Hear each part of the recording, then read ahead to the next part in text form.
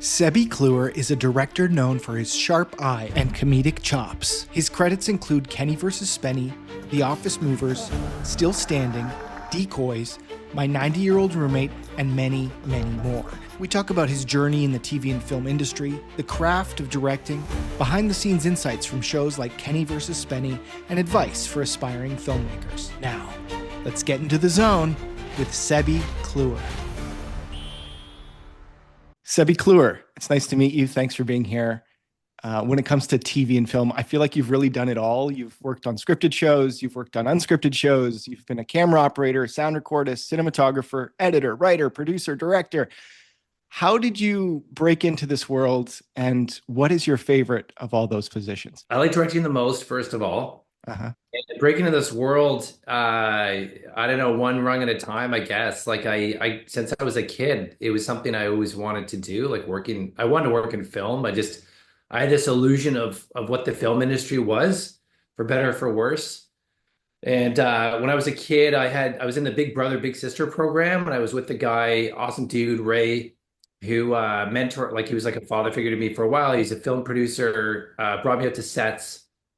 I remember having this profound sense of family, I guess, just in the vibe, that set vibe, that sort of set crew, set family sort of vibe. And I just fell in love with it.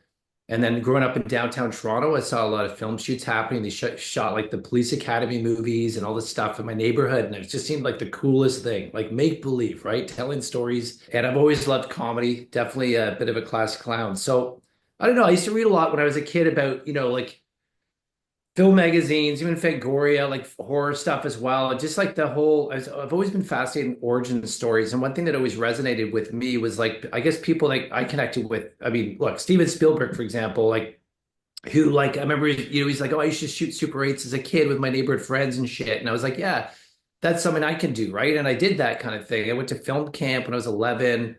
And one other thing that really resonated with me, and I know I don't think there's any right way to get into this, but for me, I've always felt like the more I had in my toolkit, the better I would be at what I wound up doing. And yes, I wanted to be a director, but I think I realized that, I also want to be an actor too. But I was like, the more I understand about this, the better I can be at it. So it's like, I was always interested in sound design. I was always interested in camera work, a lot of interest in photography. It's a visual medium first and foremost. So it was really just a journey of trying to accessorize and be a Swiss Army knife, which I think is a huge asset for me today. It shocks me sometimes when I meet other people in the industry that really just have this very narrow view. And there's nothing wrong with that. You can be an amazing sound operator and not know shit about shooting. That's fine.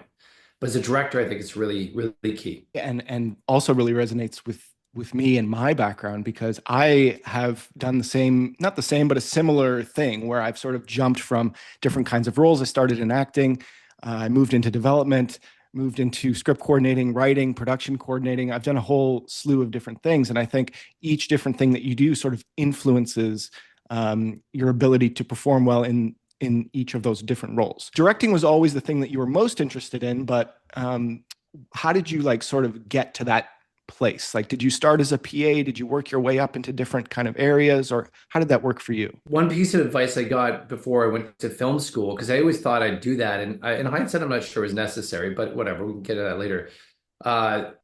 Is like the best advice I heard was to work in the industry. You have to work in the industry, or like before, if you do study it academically, make sure you're working in the industry before you get out. Like you don't have any illusions about coming out with a certificate saying, look, I'm a director, hire me. It's like you really do have to like earn your stripes and build your calluses, whatever you want to call it. But for me, besides doing on my own and making like music videos for my friends and like just that kind of thing, I did volunteer a couple times. I mean, one thing that I've always really benefited from, and I really try to pay this forward, is mentorship. It's like I had friends, two in particular, Kenny Hotz being one of them, Jeff Powis the other, who a few years older than me, professionally established, or at least more. I mean, Kenny was still figuring it out, but like who I connected with and helped out on a few things. And, I was just interested. I'd come out for free and learn. Like Kenny was doing a film with Spenny called It Don't Cost Nothing to Say Good Morning. And he let me come out to like, some of the shooting days and just to like, let me use the equipment. And like, he was just so awesome about that. And like, and my other friend as well, like he was more of a photographer, but I had this film interest. So we kind of teamed up and did a few projects together. So, you know, that expression of, successful people or people who invented themselves, I think self-invention was key.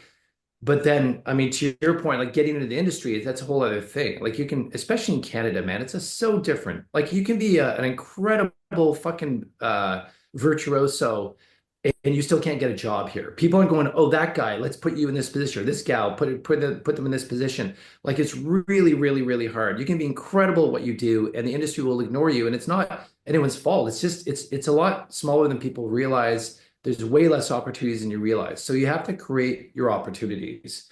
And for me, it was a lot of shooting stuff. When I got into film school, I got headhunted by a stock video production company that was basically people, places, and things for web development, loopable films. And they called an ex-prof of mine who recommended me, and I got this killer job at a dot-com company as a shooter, director, editor, producer, doing these incredible sequences for web design. And then they wound up becoming Nokia screensavers, like elephants that I filmed, guy with his shirt off, pulling his pockets inside out, counting money, a kid with a globe, like just anything, like think of any website link and what the images would be for that. And I crushed it. The company got sold, I got bought out, it's all done. But right after that, the explosion of lifestyle factual television happened in Canada, early 2000s, we're talking, where they just couldn't find enough people to do the work. So I was by that point, I'd done a lot of shooting, very proficient, and I got basically DP. I was shooting factual shows, a lot of them, with directors who I learned a lot from. And some of them I was horrified. A year I at a film school, and he was a director who has a sociology degree and is maybe good at interviews, but has no idea how to use a camera. And it kind of blew my mind. It's like, how do you direct and not know the visual media and how to use this as a tool? But it was a great learning curve. And eventually that wound up in a directing shooting gigs where, travel show, let's save money. Camera guy directs, and like me, I mean, it's not only about showing up and being great to work with, it's also being competent and being able to deliver. And it's like that's something I was able to do. So eventually I just weaned the camera away and like just directing, right? Like you do have to sort of manage the narrative. You have to control the narrative in terms of like what you are in this industry, and then you have to follow through, right? So does that answer the question? Yeah, totally. There's a lot there. I mean, I 100% agree. You have to build your own way. You have to make your own way through it because no one's going to hand you anything. And I think that's true for a lot of creative industries. I think not only just film and television, but in a lot of any industry where you have to be creative, you really have to put your work out there. You really have to do the free work, do the grinding, do all the stuff to make a name for yourself and make people aware that you exist. And just to remind people that you exist. Do you think that there's a big gap in terms of how you approach directing when you're going on a project that's scripted versus unscripted? I mean, I can say a lot about that. That's an interesting question because often it's managing other people's perception of you because it's not necessarily a super common thing. I think a lot of people are very much siloed in their thing. I mean, I know people who are renovation directors, and that's all they know, or that's all they think they know. And I think we put these artificial barriers around ourselves, and maybe that's smart because the Peter principle. It's like people do make the mistake of taking on a responsibility they can't handle, and there is a fear in that. Um, that's a really good question because I've never really seen that difference because I always aspire to do scripted comedy. So, factual was just an easy way in because, I get out of film school. I'm in my early 20s. Nobody wants to hire you. This is Canada. This isn't fucking like, let's get Lena Dunn or whatever her name is to do girls, or, you know what I mean? I have a friend, Mhm. uh, Graham Lynch, who got to do 90210 when he was in his early 20s in the US. It's fucking insane. It's amazing. You'd never, ever, ever have that here in Canada. So for me, it's a good question because like I think it was hard to break into scripted at an early age because it's an oversaturated industry and you have people with like at least a decade of experience, and obviously it's very risk adverse. You're going to hire, that's definitely changed a lot now, I think. it's another frustration about that, but I can get into that later, risk aversion. But um, to get into is very difficult. So the best I could do is just I have always approached factual as if it was scripted in a way. And by that, I mean like to be cinematic, to concentrate on storytelling, um, to empower people on camera who like one of my favorite things to do is to work with non-actors and getting them out of their comfort zone, but in a comfortable way. And then at the end of the day, for them to go, holy shit, I had no idea I had that in me. And I actually really love, I was scared shitless and I actually really loved it and I want to do more. And I've gotten a chance to do that a lot in like recreation shows, where you have these non-union actors or it's often I mean, I just did a show last year, my haunted hometown, where I'm getting people that after their interview to then recreate what happened and talking them through these experiences, non-actors, never ever like even been on camera before, uh, and really helping them through that and coaching them through that. And I fucking love it. Now, as far as working in scripted goes, a niche that I've really sort of found I've excelled at. And like I've been on the shoots where there's like 10 trucks and 200 people buzzing around and you shoot one page a day. And that's great. I mean, I understand with a shoot that size, you need that hierarchy and everything else. But I love my niche now is like these sort of streamed comedies that are kind of they're done, everything here is done for a fraction of the budget you would have in the US. And like you have to be economical. But like I love that sort of environment where the crew is just small enough that you can know everybody's by name. Everybody feels important to the process, even if it's like 100 people. And you're working it's a creative duress, I guess. And it's like I love that. I love the pressure cooker. I think the less time, the less money you have, the more innovative and creative you can be. And the satisfaction I get through that is exponential. I fucking love it. And I love doing that. And I've worked with people a lot often in these shows where it's like it's half union, or it's like there's people who've only done scripted before and they've never really worked in that kind of environment where you have less resources and you're doing like 12 pages a day or whatever. And I've seen people get really freaked out. I mean, I know I've some specific people come specifically to mind about that. And my analogy is the two worlds are like field doctors and hospital doctors, where a field doctor is a factual person where you're literally have to amputate a leg. You put your belt around their fucking thigh and you cut it off with a fucking bread knife. And then you got the factual world, which is hospital doctors, where you're in a room with four walls and drawers and everything's there. It's very structured and orderly. And that's wonderful. And you do need that. You do need that structure and order. But somewhere in the middle is what I love. I love that thing where it's like a serendipity is possible. Improvisation is part of the process. The best idea can come from anywhere, and that is kind of the reality you're in. This isn't a fucking Stanley Kubrick uh, um, uh, world that we're in Canada. It's not. You can't do 100 takes. You're never given enough time to storyboard or do your shot list, and you do it and you do your best. But so much of it has to do with thinking on your feet and improvisation, which is totally my jam. And I honed that in Factual and Kenny versus Spenny and some of these weird hybrid shows I've done. Essentially what you're describing is the difference between working on a really high budget show and a low budget show, or a medium budget show, or a show in Canada that just doesn't have the same kinds of support as like an American show might have. A Stranger Things would have like, a $10 million an episode budget and tons of people working on it and all this crazy stuff. Whereas a smaller Canadian show is a little more guerrilla, run and gun. It's a little more improvisational, as you're saying. And you're suggesting that you really thrive in those kind of high pressure environments. And I do think a lot of the time, at least in my experience, they can cultivate a lot of creativity that would otherwise not have existed. I think that sometimes when shows are too over budget or too overblown, it's like there's a lot of cooks in the kitchen. There's a lot of time to think about how different things might pan out. Whereas when on a show like Kenny for Spenny, for example, you're at least it feels like, you can speak to this better than I can, but at least it feels like very organic, very run and gun, a lot of crazy stuff happening. You're not taking the time to set up every shot and light everything perfectly and do everything. There's a lot of stuff happening that's just sort of happening and you're chasing and following it. I don't want to be on a high horse about this, but I do think, in my experience, my personal experience, doing the improvisational factual, even factual shows is way fucking harder than doing scripted. Mm. Way, way harder. Because to me, like, you know, for example, a show like Murdoch Mysteries, like as a director, you're coming in with a cast of people that have been playing their roles for like a decade and a half, 2 decades.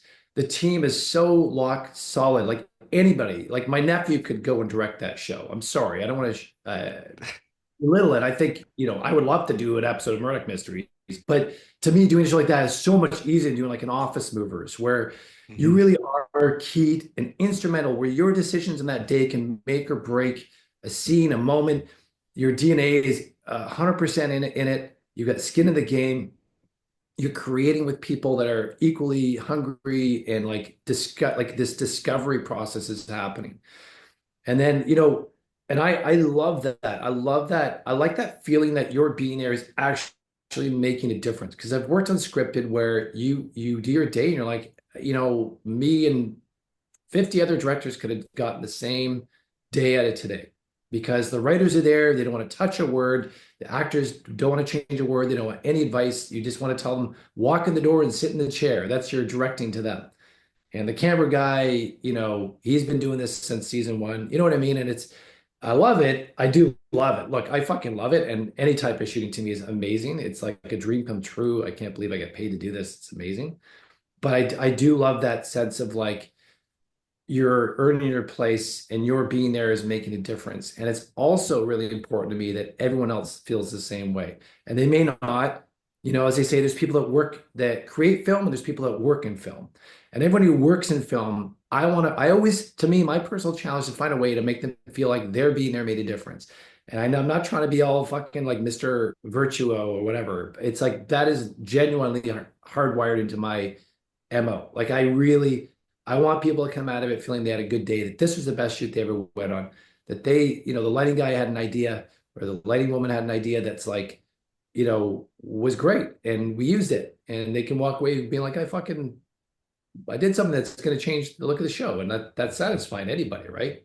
It makes me look better, right? Makes the show better. And morally, it's the right thing to do. So, Yeah, I yeah. love this idea of sort of best idea wins regardless of where it comes from. That's something that I've certainly implemented in the projects that I've worked on. And You have to be the curator of that, though, right? Like, I'm not saying you just put your hands back, but I think the biggest mistake people can make creatively is getting in their own way. Step Mhm. back, be a good curator. I hear a lot of bad ideas too, but I'm also open. I want that. And there's some people that just don't get it. They really, an actor that's got this crazy idea that just isn't going to work. Uh-huh. And then you're like, okay, you know what? And sometimes you're wrong, but like usually like, okay, well, let's do it this way, and then we'll do it your way, right? Yeah. And sometimes you discover something great, and sometimes you're just like, okay, I'm just giving you a chance to like, you know, you Yeah, know, but sometimes the bad idea leads to the good idea too, right? Like if you, absolutely. yeah, exactly. So I never think it's a waste of time if you have the ability to do it. I know there's schedules and budgets and all sorts of things, but if you have the ability to give them that free take to just try something, I find that Yeah. that can also lead to something better, even if that particular thing wasn't the right move. I want to just step back a little bit because we're getting really deep into like the specifics of the film world, and for anyone listening who might want to be a director, who is maybe young and doesn't have a lot of idea of what a director exactly does, can you just zoom out for a second and just, I guess, outline the scope of what a director does on a daily basis from the show? Like you're in prep, you have a few weeks or a few months of preparation prior to the shoot, and then you get into the shoot, you do your directing on the shoot. What does that entail? And then in the post-production process, when you're editing, how involved are you in that process as well? It varies from project to project. I mean, ultimately, you're there to serve the show and to serve the producers. It's not often you're given like carte blanche, like control over the whole thing. So it is very collaborative. It's very, like in my experience, very collaborative, very reading the room, and like, acclimatizing to what it is that's trying to be achieved. And more often than not, I mean, look, if it's your own project, it's a little different, but more often you're serving other people's ideas and visions. And ideally, they are in the spirit of knowing that the project is going to evolve, and through the process of that, you're discovering what it is. It's like having a baby. Like you're kind of like you're growing this thing to find out what it is, and that what it is may not be what you thought it was going to be, and that's exciting. And that's what you want it to be. Whereas some people can be very like, it needs to be what I thought about like 5 years ago, and it has to be that, even though it's not realistic. My experience as director though is like when you after you get the gig, you have your interview and you basically explain how and why you're the person to do it. Um, yeah, you'll be given like a sometimes an outline, sometimes an actual script, or you have your meetings, but then whatever you start, for me, I just start jotting down ideas of things. I always like thinking what's between the lines and maybe thinking of how to complete the sentence, so to speak. Like if we're talking about scripted, it's like motivation. Um, the in and outs are important, especially the beginning and the end of an episode. Um, if you're lucky, you'll get rehearsals with the cast. But I think having those connections is really key. You really want to be connected with the people you're directing. The worst thing is to meet on set and then direct them right away. And sometimes you're in that position and it's not the best. But like for me, it's all about creating an air of comfortableness, an air of safety and freedom. There's no such thing as a mistake or a bad idea. But just a really like you really need to create that connection. I don't think yelling at people and like creating being a tyrant is achievable, or even like I don't think you will survive long in this industry. I don't think assholes people would rather work with somebody who's good and great to work with than somebody who's great and shitty to work with. Like it's just the difference is so marginal, I think. Um, Anyways, no shot lists. Like if you have time, amazing. If you have a shot list, like for me, it's a roadmap that you have in your back pocket. On the day, half it might get thrown out the window, but it's a chance to then work through with production what you're hoping to get. You need a dolly track. It's a chance to work through with your DP, shot ideas, get their ideas. So a shot list being a one by one list of every single shot in every single scene that you plan to shoot on that day. Is that right? Yeah, and like honestly, half of that for me is really just to show the producers that you're thinking about it and that you're because like two people talking at a table. It's like obviously you're gonna get your single mediums or whatever the fuck it is, and maybe at a wide establisher. It's like to me, if you want to be economical, it's like think about the unique shots, the ones that aren't so obvious. Like, do you really? I mean, yeah, sure, be thorough. I always think like if I die, is this going to make sense to someone reading it? Pick up the pieces. That's a terrible thought, but it's like I'm really for me, I'm super thorough. I've been accused of being like a shot list fanatic or whatever. Like I get really ADD about it, but for me, it's like I travel the same way. I read about it, I map it all out, and then I literally throw it out the window. And I'll be on a shoot, and I'm not even looking at my shot list because in the moment, and sometimes you're seeing this space for the first time ever, and you're just like, I want a shot through the window, and it's going to come through the door. Like it just evolves in that moment. And at the end of the scene, I'll look at my shot list and be like, okay, is there something I'm missing? Or sometimes when you're premeditating, there's like a really cool idea, that one idea, I want to get an overhead or whatever. And you're like, oh, fuck, right. That's, we need to get that. You know what I mean? But it's not like I'm like standing there with my shot list going, okay, so we're going to put the camera over in the corner there. You know what I mean? It's like, to me, it's very instinctual, very intuitive. It's like playing music almost. You know what I mean? You're jamming and you're following the rhythm of the moment. And it's like that to me is like, that's my way. Now, I think almost every director operates in a bit of an island, I guess, for lack of a better word, where it's like, they're like, I think this is how it's done. This is how I've learned to do it. Right. I think every director probably feels that way. And then you're like, how do other directors do it? And like how, I think most of us or all of us are doing pretty much 75% of the same thing. And then there's 25 maybe that's like our own thing. And I personally, I enjoy that ignorance. It works for me. What I'm doing works. I've been told this much.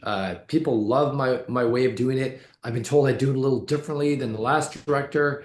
And sometimes I don't even want to know, but in a complimentary way.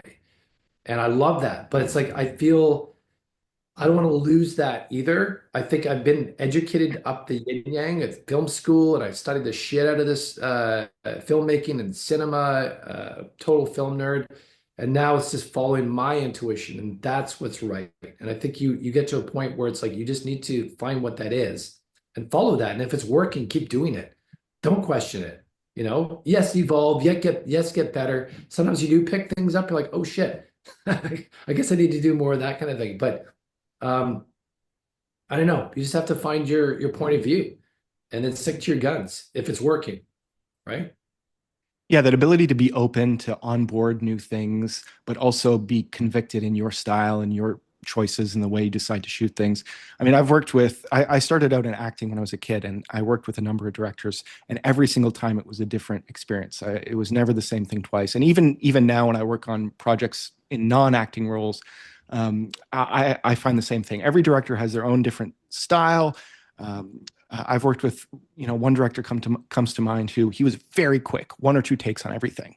And you're like, oh my God, how does he know that this is enough, But he just, I guess, had this intuition that it was right or it wasn't right, or he needed one more or whatever. And then I've also had directors who've done 100 takes on things and, put the show behind and all sorts of things, but he needed those extra things. How do you know really when, if you're shooting something like that isn't just quite right, like how do you know if it's worth doing a bunch more takes on it, or when you have to move on? Like how do you figure out the line between, you know balancing the logistical things like the budget and the time constraints that you have versus like the creative? That's tough because you never have enough time. And it's like more often than not, it's that last take that winds up being the best one. And Yeah. sometimes that we don't have any more time, we have to stop, but let's do it one more time is really what it takes for everybody to kind of like kick in and do it. That's a good question because like you have an idea of how to give someone direction or you said a certain thing in a certain way. And yeah, it's just not working. And it's like I think letting like not having an ego around that and being able to like maybe trust an actor's instincts, like that whole like let's do one more take, but let's do it your way. Sometimes they'll do it exactly the way you've been talking about it since the first take, because that's all they know. But somehow you've taken off the pressure, right? Mhm. There's a lot of psychology. There's a lot of like, I'm really not into over handling people. I find the more you do that, the more you lose people's instincts. I remember as a camera operator, fucking filming and having a director like talking in my ear, and you're just like, my instincts are out the window. I'm like basically like pull out, zoom out, punch in. Like it's like if you want that, go get a 20-year-old, person who just wants experience. But it's like if you do that, you first of all, like working with people that are experienced and passionate is key. You have to make sure you're with the right people and then trusting their instincts. Like for me, like working with a good DP. A DP being director of photography, Yeah, who is essentially like a cinematographer. cinematographer. Yeah. Yeah, like Elad Winkler's a guy I work with a lot, and Buller is right-hand man who like you trust you trust you trust their instincts of what they know because we're all in our own bubbles, right? Like if you're on set, you're experiencing through your own lens, but there's I find sometimes like I learned this from shooting sometimes, like you'd be shooting and there's stuff going on around you that you're totally oblivious to because you're so locked in on the frame. And like that's a metaphor for everyone's role in set. So like when you're listening to other people's point of view on the same thing, sometimes there's something going on that you're totally unaware of. And I think when you're listening to that, and whether it's from the actor or maybe DP or producer, like I love a wingman, like Office Movers, Clara Altimus, amazing, like who's just having that counterpart for me is great because it's like just that person who has got the peripheral vision that when you're so locked in, I've been talking to an actor for 5, 10 minutes about the scene. Meanwhile, all this other stuff's going on. The other actors are rehearsing over there. That other person on set, a producer who's paying attention to those things, or a DP who then comes to you and says, "Hey, this is going on now," or whatever. Like I think that's an essential thing to have. I can do fine without. I can shoot something with just a camera up and with a shotgun mic. I can do that no problem. And when you're in that environment, you adapt and you're thinking more peripherally. But like it's really wonderful if you have people you trust that you're close to that can pay attention to these things. or maybe they've got the right note, right? It's not working. Let's have them, you think of like improv classes, like I'm sure you've done some yourself, where it's like, okay, let's do the whole um, repeating thing or whatever. Like you get people kind of like out of their heads, or like, or you find like a character, a way the character relates to people, or how they process things in a different way. Like, it's all I don't know. I feel like I'm digressing. I've got so many things I could tell you about this, but No, that's okay. I wanted to talk a little bit about The Office Movers and how you work on that show. You recently were applauded by the cast for your directing skills and also for the fact that you're a director who really understands humor. I wonder how important is humor for a director and specifically on that show? How important is your input as a director when it comes to the comedy? well, I think generally speaking, like there's probably some really great directors that aren't funny, but they're incredible at comedy. They know it, and there's no this is the way to do it, and the way I do it's the best.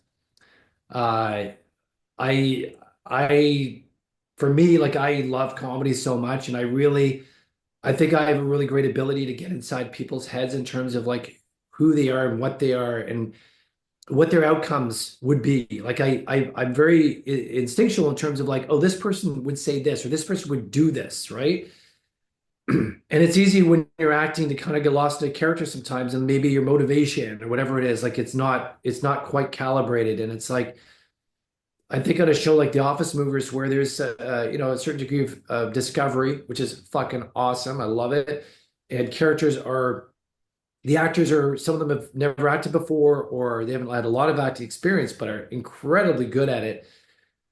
That collaboration I love and I thrive on. And I mean, I know from my own acting experience, sometimes you're in there and you're just going like, damn, like this is so abstract. Like I'm on camera and I'm relating to this person, I'm doing this, and like you just kind of like have to abandon everything you're thinking about, just become the thing.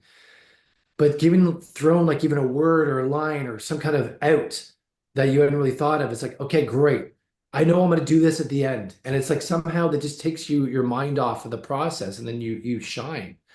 So on that show, like, and anything I work on, like I think a relatability is really key, and it's genuine. I don't think you can fake that, and that's just the kind of person I am.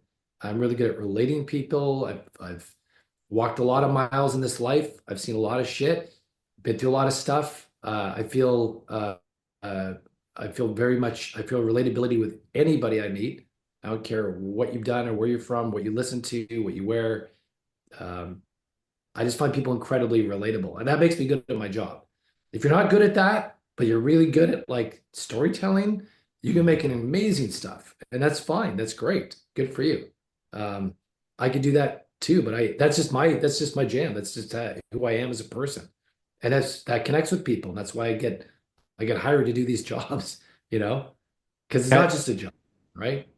Yeah, I think that ability to connect with people and relationship forming is such an important part of not only just this industry, but a lot of creative industries as well. And one thing comes to mind when I was very young. One of my first acting roles was on a serious feature film, and I had to cry, and I was maybe 9 or 10 years old. Never cried on screen before, and the director came and he pulled me aside. He took me into this little private room and he said, Mike, I would never ask you to do something that I couldn't do myself. And so then he just sat there and cried in front of me. And that was a really powerful moment for me. And then we went right into the take, and I was able to do it on the first take. And that's the take they used. And so that ability to connect with the actor in that way, I mean, obviously very different for comedy, but it's that same idea, the ability to connect with the people you're working with on a human level, I think can be really powerful and can draw out really good performances.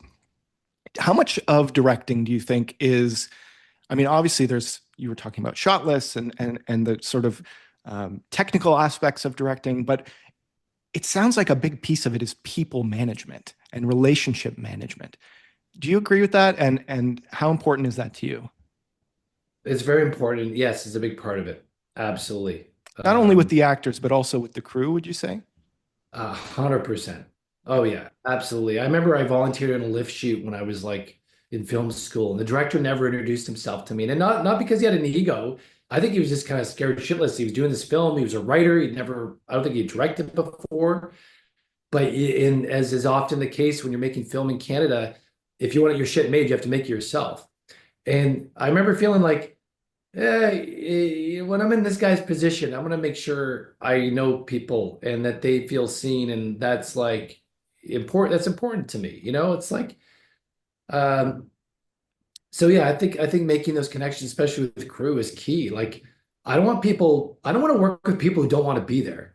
That sucks. That fucks up the jam. Like, people don't realize like every role in a set matters, and it's not just because we're human beings and stuff. It's like it actually, if from a completely economical and creative standpoint, it fucks shit up when you've got a shitty PA or you have someone who doesn't want to be there, and it affects. It's like it really has a ripple effect. I'm hyper aware of that. And I don't like it. I don't like it at all. I try to me, I try to make people feel good about being there.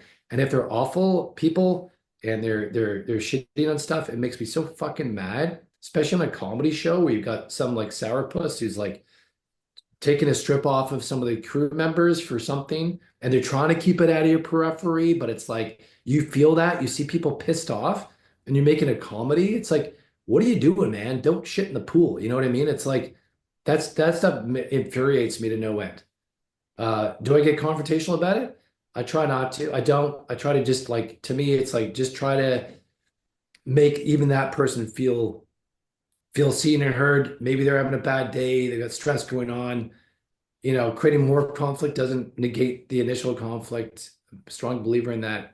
But, I do have a side that if it comes out, if I'm pissed off, you fucking deserve it because I've got a huge threshold for fuckery. So, Yeah, it's such a weird industry in that way because there isn't as many guardrails. Like, if you're working in an office or something, there's like an HR department and a complaint, and you can go to your boss and there's this and this.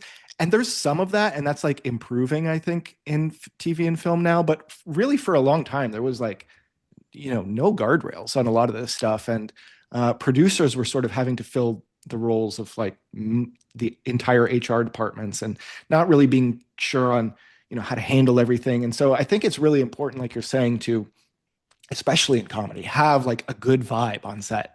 Like the vibe is really critical because if people are cranky and being sourpuss, it just like detracts from the comedy. It sucks the joy and life out of the room in a way that like really I think impacts the performance, impacts everything. And so having a good crew and having that family sort of feeling and vibe on set, at least for me, has been really a powerful way to ensure that the piece is actually good. And the quickest way to like suck the joy and comedy out of the room is to have like a negative vibe on set. totally. Like, good enough is not to me in my vocabulary. And like when you work with people like that, it's like, I want to change your mind. I want you to know, feel that maybe this is a day to look forward to. This isn't just another daily and you're going to be in a different set tomorrow. And that can happen a lot when you have like, peripheral crew members from NABED or IATSE on set, and they're just used to watching the trucks or whatever.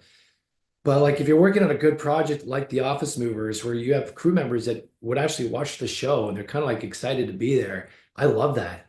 And I love them feeling like do get that extra hustle, man. Like our last season, and season one as well, like people feeling validated, like you'd see them hustling, you'd see them moving the track faster, you'd see them coiling cables faster. They want to see what's going to happen next. They want the show to be amazing. They want to tell people that they worked on the show. But with conviction that they actually made a difference of being there. They were just, flipping switches and whatever. I mean, there's some older, crustier people that, are a little harder to get through, but even those people, I think you can still reach them somehow, you know? Yeah, if you Um, can get them to buy in and be invested, I agree. It totally makes the work better and more fun, and everyone just has a better time. you want everyone's like 100+%, and you can get that. You don't want 90% of somebody, right? Like, how does that benefit anything? I want to shift gears a little bit and talk about the one of the most iconic shows probably ever, Kenny versus Spenny, a show that is completely unreplicable, could probably not be made today. I mean, you guys got away with a lot of stuff. What was it like working on that show? I know you got some directing credits. You also got some writing credits. I think you got a couple other credits as well. What was it like working on that show? Uh, and what was the writing process like? Because it seems, just from a viewer's perspective, that much of it was sort of off the cuff. And so understanding what sort of it was like to write and direct on a project like that. I love that show because like I've always said, like I was the first fan of Kenny versus Spenny. And it's like I got to watch every episode people get to see 22 minutes. I got to watch 3 days of that. And so like each episode represents this much to me. Like I've got like this much in my head about it. And it was a big blur too, but it was definitely the most fun I've ever had on a set where it was true cowboy fucking guerrilla. Like we did shit you just can't do. And it's like, and I know there's some like rude shit we did and some controversial stuff we did that's like, I've got mixed feelings about, but like it's in terms of the spirit of like uh no limits, blue humor is embraced. Um Production would say you're not allowed to smoke weed and turn their backs on us like symbolically, like I know you're smoking weed, but I've said what I've had to say and now you're just going to do whatever the fuck you're going to do and I'm not liable anymore. That happened lots of times. So it was fun to do.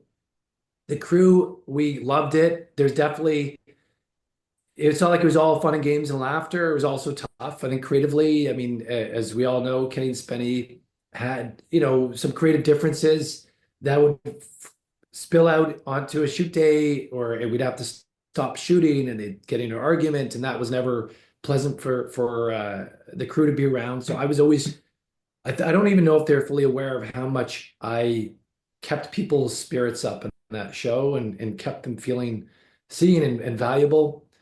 Because when you have two guys that are so focused on creating a kick-ass show, so focused on the competition, they're not being the crew's not being managed. They're not like saying, "Hey man, you doing good?" or "Sorry, I fucking kicked a vase over and it almost hit you." Like there's none of that. So I always tried my best to buffer those things, which happened often. Um, so there's that part of it, and yeah, it was fun. I did like 88 episodes or whatever it is. Shot every single one. Again, no bad idea. Like again, Kenny, I learned with Kenny often, like to get an idea into him, I have to throw it at him in the moment rather than like tell him a month in advance because he really wanted to be spontaneous and real. So like that really honed my improv chops of like go, go, go. And I love working with someone like he's the best in terms of like when you have somebody who's almost like an avatar of I hate being I don't like being on camera. I'm a silly motherfucker. I was a class clown. You would never know that meeting me. Oh, maybe you would. Depends how well we get to know each other. But having someone there that I can say the craziest shit, that I would never say on camera, maybe not around like most people, that I could throw that shit out and Kenny would do it and say it because he's like, I'll just try anything. Was so great for me. Yes, there was a while where it's like, he's using my jokes, yada, yada, yada. But it's like you're a writer. You're fucking coming up with content for it to immortally live on a show that's that great versus never exist. What would you rather have? Like to me, it's a gift and it's an honor. And it's like my pleasure to have contributed what I have. And I don't give a shit if people don't know my dick looks like Freddy Krueger is my job. Like whatever. Like I don't give a fuck. He owned it. He owned it better than I could ever own it. So it's his. God bless.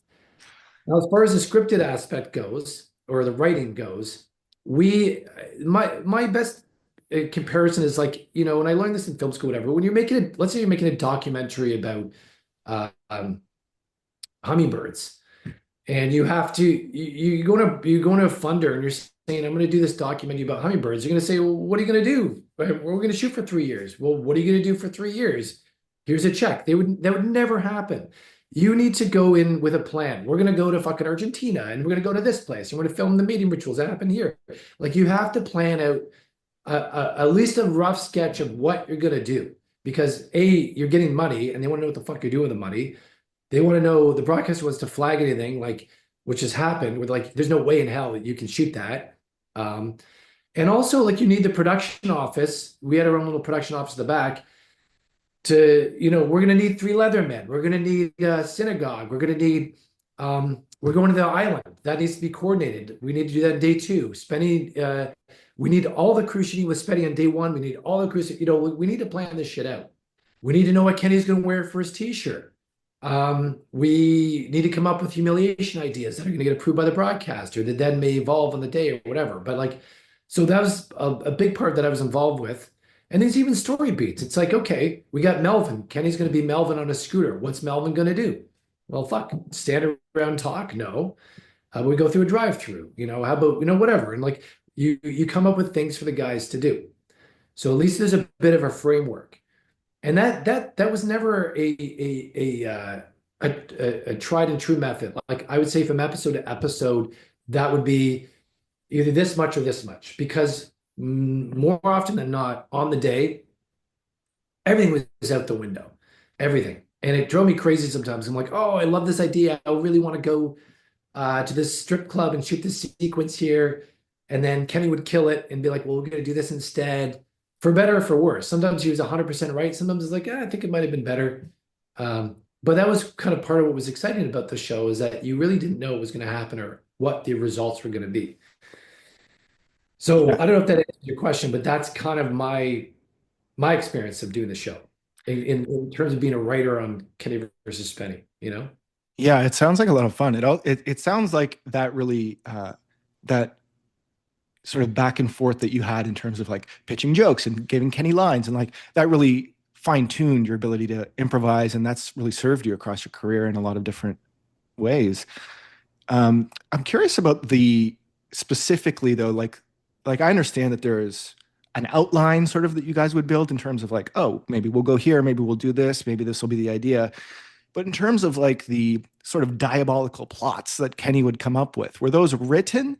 And if so, wouldn't Spenny have been tipped off to some of those? Like, I feel like it was so real, at least in terms of how it was perceived. Like, I fully believe that Spenny had no clue that a lot of this stuff was going to happen. So I'm just trying to understand like the writing of that piece. Was that like kept secret, or how did that stuff work? The guys did prefer to work independently in terms of preparing for a season. And like my role sometimes I'd bounce, I'd work with one of the guys or work with other the guys. Not so much, it would never be like, this is what Kenny's doing, this is what Spenny do. It's more like, what can I do? Right. And there was a willing ignorance, especially on Spenny's part, where like I think Spenny's a competent actor. Like I think he can pull it off, but his approach to doing the show was not acting. It was basically like almost as Kaufman-esque, like embracing the circumstances and just fucking going for it. Like he was true method. Like for him, his North Star, I think, was just do the work. Like this is the comp, do everything I can to achieve this, to achieve the win in the most honorable way possible, or sometimes he would deviate from that, but also with the mind for comedy. I mean, the guy, like the guys are comedy writers. They've written comedies before. Spenny is like is caught up. He'd get in the moment. Maybe he'd have these freak out and break shit, whatever. He knew the show was funny. He knew that him being dedicated to what he was doing was funny, and he would lean into that. And sure, maybe sometimes he was like, you could tell, he's talking to his desk and he's saying something, and he says that it's like, okay, it's serious, but he's obviously trying to be a little bit funny. We are making an entertaining show. So like, but I know this through and through. Like Spenny's MO was pure, like the more ignorant he was, the better. If he knew something was happening, it would fuck it up. It's like there's no way he could like pretend to like not know something. Like he just isn't, he's just not wired that way to begin with. So like I think he would get upset if he found out something, or Kenny would get upset. And if Kenny knew Spenny knew something, because it did happen, he would not do it. Like Kenny's not that kind of person. Right. Even like in his day to day, like even today, right now, Kenny is not the kind of person to fulfill someone's expectation.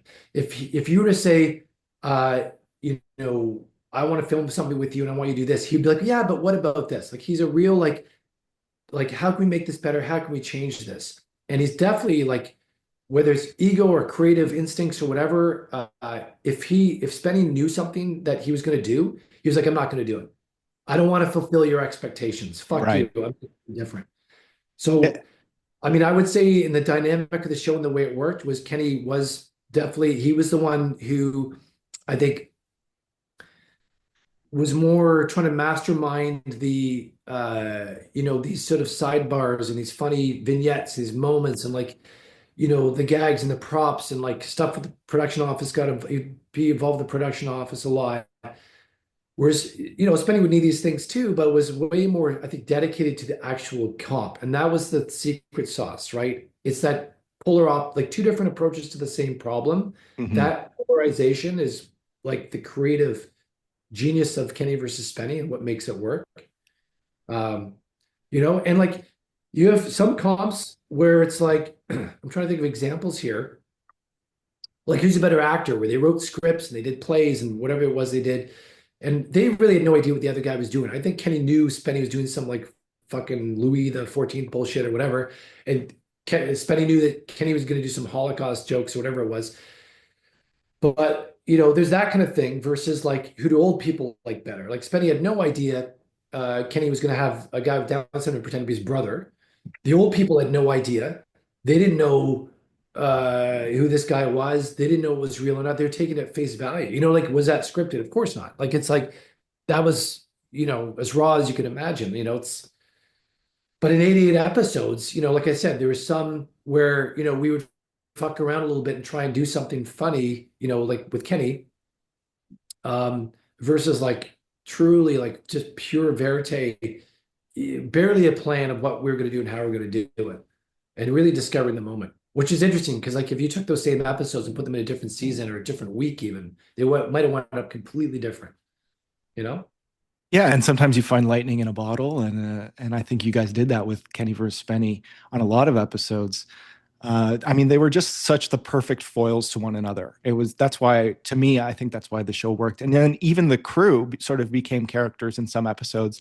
Sometimes you guys would judge things or, be featured on camera and stuff. And so that was a really cool.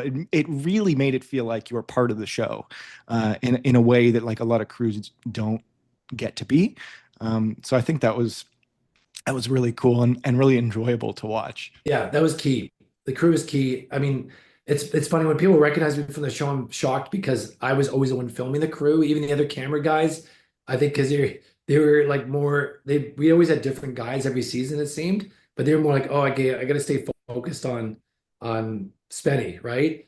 Where I was like, okay, these are key moments, and you've got these incredible personalities like Brendan or Jamie or Donnie, Brian, Kevin, where you just, or even Doug, or older sound guy, it's like Yeah. getting those reactions and reminding people of like we're witnessing this fucking chaotic friendship, like and to me that's also like the realism too, where it's like this is real, man. We're fucking like we're all experiencing this moment of fucking crazy shit in real time, that none of it, like the fart episode, like that's like a discovery moment, right? And there's the crew reacting, and it's like, oh, that was scripted. Like, come on, are you kidding me?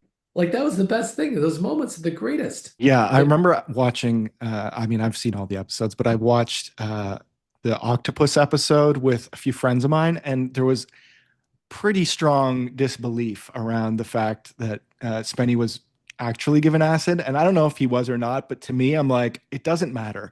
Like, it's so believable. If he wasn't given acid, and that's just him acting, that he deserves an Oscar for that. I was there when it happened, and I was there when Spenny knew shit had gone down. Was it what the fuck happened? What did you do to me? It's like you are tripping balls on LSD. It's like, so when you watch the episode, that conversation is cut out. That, and him going, okay, I'm fucking gonna ride this. You know what I mean? Because you watch, you go, well, how would he not be like, what the fuck? Like, Spenny knew, as fucked up as he was, that like he needed to stay dedicated to the moment. And he was so fucked up. I think like right after he realized he was fucked up on acid. Because that's the thing, you watch, you're like, oh, well, how would he, whatever. It's like, he knew he was fucked up on acid. So if you know that, you're like, okay, great. What people don't know as well, it's like, I think right after he started tripping balls, he's like, he gets all like, I've got a great idea. I'm gonna take off. And like, wouldn't it be funny if I disappeared and nobody knew where I went and like you had to find me? It's like, no, no, no, no, no. You're not going fucking anywhere. Like, first of all, it's a liability. Second of all, we have to shoot a fucking show. Like, he had to be wrangled and forced to be kept in. Like, in the live tour right now, Kenny talks a bit about that, where he had to keep Spenny, we had to keep him engaged and locked in because like we had the show to shoot and it was an incredible opportunity. But what people don't realize is like, obviously Spenny knew he was fucked up. And obviously he would process, I don't know if you ever done acid before, but you're also thinking, okay, like I'm high as a fucking kite and this is wild and surreal and you're gonna ride the moment. You know what I mean? He went for it, you know. Did he fucking dance like a hippie because he actually felt that way or because he thought it might be funny? I don't know. Right. Fucking tripping balls. I know that. I know he shot himself in the rain and was rolling around. Like Yeah, he, I mean, there's no way to, at least for me, I was like, this is 100% real. Like, there was no way this wasn't real. why The wouldn't it be? Like it's funny. Like I don't know if any like it's funny. These are people who've never done drugs before, and like they don't understand is Kenny Spenny come from a generation of like you did acid on weekends. Like this wasn't just like some people now is like ooh acid. Like I don't even know how I could buy it or where I could get it. It's like if it's part of like Kenny was a full-fledged drug dealer throughout like his teens and 20s. This is like accessible stuff. It's normal. Like people, Kenny came out of my dad's house once, tripping balls and ass with a friend of his in his teens. You know, like this is the culture these guys grew up with.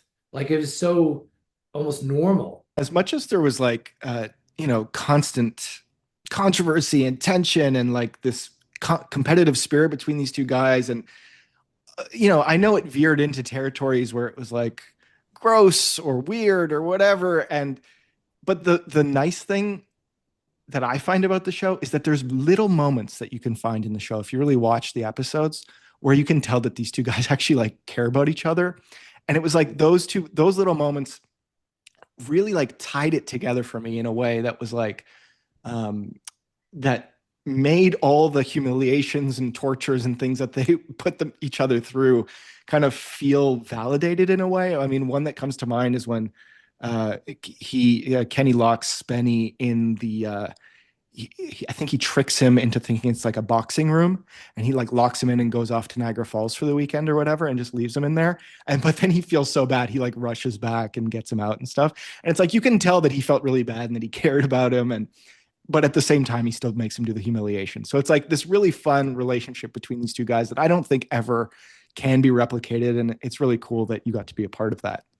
When you see like the formats that were shot internationally, that is always something that's missing. You know, it really is. And I think Elton versus Simon in Germany did okay. There was Eddie versus Spencer in the UK, which I think it maybe came the closest to that dynamic. Whereas I think in Turkey, they just filmed it frame by frame exactly what we did. But it's funny, I think it was like the Colombian one where this is a few seasons in, and I love what you were saying about their friendship because there's a moment where the Kenny guy jumps on a treadmill with this Spenny guy, and this Spenny guy pushes him off, but they laugh. They both laugh. And it made me realize in that moment that that was something that the show was getting away from. Like what's at stake? The friendship's at stake. Like the mask became the face in a way. Like I think the show truly, and they'll agree to this. I think it truly kind of like damaged the friendship for a while because when you're competing against somebody and shit talking them constantly, eventually that just becomes your reality, even off camera. And it's like moments that they did connect, I always loved. Like the weed smoking episode was a great return to form because they fucking connected and it was great. And it is truthful. And that's how I see them today, even like they're really good friends. And like having that at stake in the background and the periphery of the KvS competition, I think was key. Rather than just like, I hate your fucking guts and I wish you were dead and I wish I wasn't even doing the show with you type of vibes. You know what I mean? Like it sucked to be around, but also like I think it affected content in not the best way sometimes. Yeah, I mean, it tied it together for me because it was like there's a little bit of heart in there. In between all the chaos and madness, there was a little bit of heart in there, which really made it 100%. come together for me. Oh yeah. Uh, I want to we talked about this a little bit, but I want to, just for anyone listening who wants to be a director, do you have like one piece of advice? What's the starting thing that they could do? You sort of mentioned that, film school maybe wasn't the move for you. Do you think, because I've heard that a lot. I've heard that film school doesn't teach you as much as working in the industry, but it does give you the connections. So do you think that there is value in film school if you want to be a director? And if not, what are the things you should do? Good question. I mean, I think film school is good in that, like, the whole point of film school, I think, is to learn what your point of view is if you don't have one yet, or you don't know what it is. It's also a chance to make mistakes with no impacts on maybe your grades, but who gives a shit? Where you can fuck around. Like I did love film school for the opportunity to film, on a Bell and Howell, like 100 feet of film, and really learn the economy of shooting, learning not to water hose with the camera, and like tactile editing, like I think was really valuable. When you physically do shit like that, the film theory I loved. You could do all that shit on your own and save like tens of thousands of dollars. But like ideally, you're in a good year or two that can make a big difference. If you're in a peer group that's really great, that's equally hungry, that pushes you. It also makes you realize, I remember first year film school, within 5 minutes, you can tell who in the room is not cut out to be in the industry. And you can still tell that today. And it's frustrating sometimes. You get people on sets that are there, you're like, this person will not be doing this in 2 years. And how did they even get here? Like, how did the person who interviewed them not recognize that? Like, you could just fucking tell.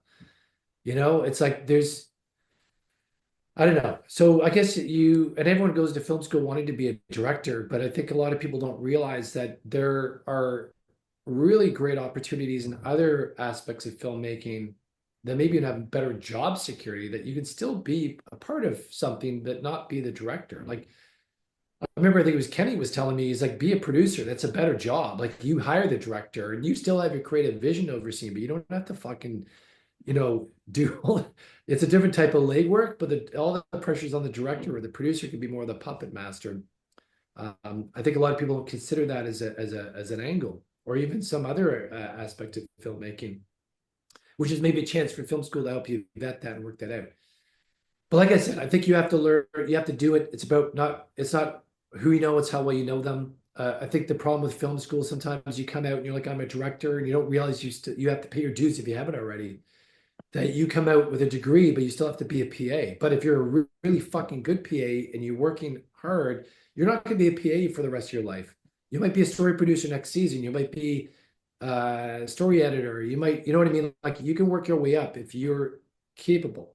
I really believe if you have the abilities, and you're talented, and you have opportunity, and you maximizing those, or you create opportunities by putting yourself out there, shit's gonna happen. You're gonna evolve whether you like it or not. And also, like, if you have ideas, to execute them. Like, the worst thing is to stick on a concept for 5, 10 years. Like, I'm not doing anything until I make this film. And it's like, you will either die in the vine, you won't give a shit about it in 10 years, or you're also missing the opportunity to like make something that you'll learn from and evolve from, that then leads to your next idea. Like, in a perfect world, you do like 50 films in your lifetime, not stick to the one thing. And, so you just have to, I'd say, in tandem, keep making your own thing, invent yourself, build a community through that. There's a lot of other people that want to do things, actors, other filmmakers that want, just, you create these collectives and you make shit, you participate in these 24-hour film challenges, do all that stuff. Get your shit seen at like Henderson Brewing Company does like a film night. Get your shit out there, but then also get on sets, make connections with people, shadow, do some free work, but get in professional sets as well. It's such a competitive industry, and there's way more directors than there are jobs, way more qualified, like really good directors than there are jobs in this industry. It's really hard to get in. The best advice I ever got at a high school assembly was, don't work in film. And that ignites a fire under you and makes you want to do it, then you fucking do it. But if you're not that, you're fucked. You're gonna, whatever your part-time job was, you're gonna do that full time. So really recognize that in yourself. If you don't have that ignorance of like failure and that ignorance of like what failure can mean and just go, go, go, go, like you really do need that. You have to accept setbacks and the impossibility of it and not believe in it. You know, you have to not believe in the impossibility of it because it's really hard to get into. Yeah, it's funny. I got similar advice. I'm primarily interested in writing and producing, and uh, the advice that I got was many years ago. If there's anything else you can do, go do that. And if not, go do this. But if there's anything else you can do, go do that. And Yeah. that's really powerful advice. And it sounds negative, but really what it's saying is if you're not all in, like don't do it because you need to be all in. And I also resonate with a lot of what you're saying in terms of like just not sitting on one project. I had an idea for a series. It was one of the most fun experiences I've ever had on a set before. I love it, but it didn't turn out exactly in the way I envisioned it. And there's certain jokes that didn't land, or there's certain moments with the camera that are a little blurry or didn't work out perfectly. And there's all these things that like are imperfect about it. But I learned so much. The value that I extracted from making that project is way worth its weight in gold.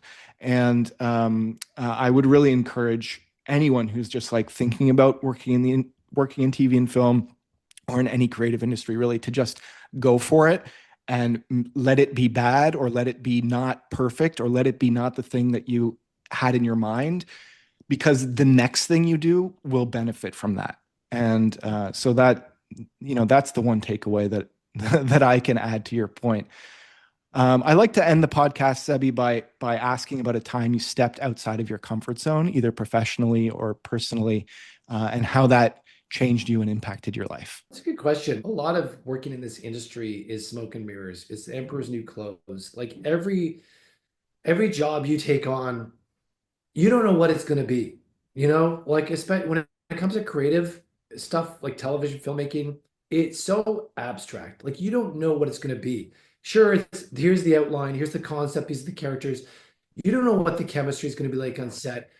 It could be a great script. Maybe the acting's not where it should be, or maybe the production's got a way of doing things that's going to be hard. Like, but then ultimately it comes down to like, how are you going to deliver in that environment, and are you going to be able to deliver? And like, you know, it's easy to I look, I think this way. I know I can do it. I have like I said, this sort of like blind confidence of like I know I can figure this out, but you don't know how you're going to figure it out. And like I can't even tell you more than once. Like I'm always going like, am I going to have any ideas?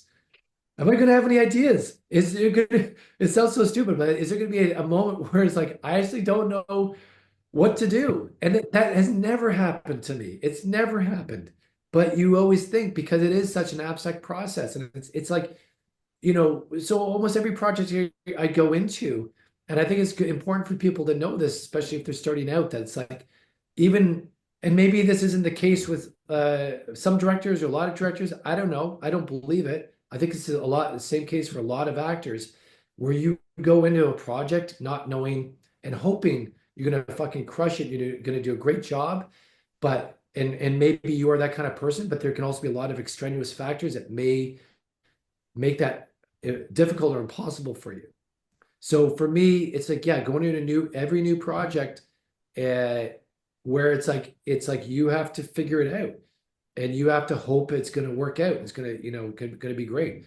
I worked on shows where everything was in place, but the talent wasn't that great, and the product suffered. And you're like, fuck, man. Like that does that look bad on me because you had nothing to do with casting. They brought in these hosts and they were maybe substandard, or I don't know. That's terrible. I don't want to go too deep in that, but it's like it's happened to me, and you're like, fuck, that looks bad at me as a director. I got to make sure I don't say yes to projects where your instincts know that there's something weak there. But then again, like I said, you don't know. You don't really know. So every time you're out of your comfort zone. That's kind of the beauty, the magic of this is like you have to trust yourself. You have to trust the people you're with. You have to make sure they know you trust them. And fucking parkour your way through it, man. Every time you step onto a set or into any creative thing, you're a little outside your comfort zone. If you're not, I think you're not taking enough risk. Well, Sebby, thank you so much for being here. I really appreciate you taking the time. It was great to chat with you. Yeah, likewise, man. Thank you.